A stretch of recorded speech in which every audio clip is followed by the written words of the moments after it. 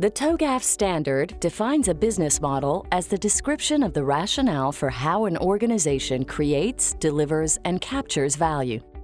Business models provide a high-level visual representation of the current state or future state design of a business. The visual can be abstract, or it could be a concrete rendering. They can be presented in different ways. The three-element framework shows a business model in its most abstract form. Other well-known examples include the four-box framework. This model includes a customer value proposition, an offering that helps customers more effectively, reliably, conveniently, or affordably solve an important problem. A profit formula, how a company creates value for itself and key resources and processes. This refers to people, technology, products, channels, design, marketing, and training that deliver the customer value proposition. Then we have the business model cube.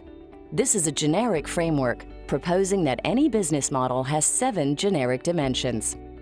Finally, there is the business model canvas, a means of generating a sketch for a business model. We will look at this in more detail.